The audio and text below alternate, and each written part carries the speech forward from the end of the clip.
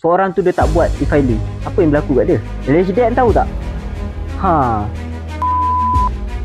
Untung yang pergi business ni dia dapat kelebihan sikit lah daripada orang makan gaji ni. Betul. Cuma makan gaji tak pening lah. Pasal cukai tu je bisnes ni yang pening sebenarnya pasal cukai. Sebab orang makan gaji dia tak pening sebab semuanya majikan dia yang kena uruskan cukai dia. Kena bayar hantar sini, kena buat yang dia tak perlu fikir. Assalamualaikum warahmatullahi wabarakatuh pada semua. Okey, korang sekarang berada di dalam podcast paling gepak, paling legend, paling viral, iaitu podcast Cukai. Bersama kita iaitu Bos Cukai. Bos, sini bos. Okey bos, nak tanya pasal kita balik-balik ke e-filing tadi. Contoh seorang tu dia tak buat e-filing, apa yang berlaku kat dia? Resident tahu tak? Okey, ceritanya dia tak declare lah. Bila dia tak buat e-filing bermakna dia tak declare lah ni. Tak declare. Bila tak declare cukai, dia ada satu risiko lah. Okey, risiko dia kalau lah LHD yang dapat kesan dia, dia tak declare, dia boleh kena saman lah. Di bawah section 112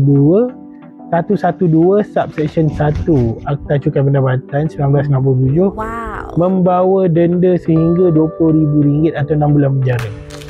Maksimum lah. Kalau korang suka dengan video kita orang ni, korang boleh follow dan like supaya lebih ramai lagi tahu pasal video kita orang ni, okey?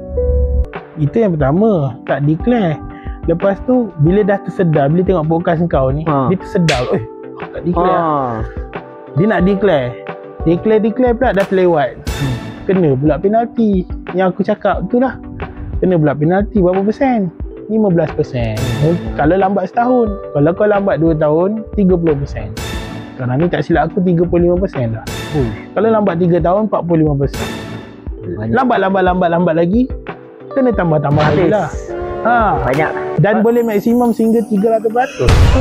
300% dari berapa? 15% Dari 15%? Daripada cukai tu lah. Contoh kalau cukai kau kena 1 juta, kau kena bayar 4 juta lah. Termasuk penalti.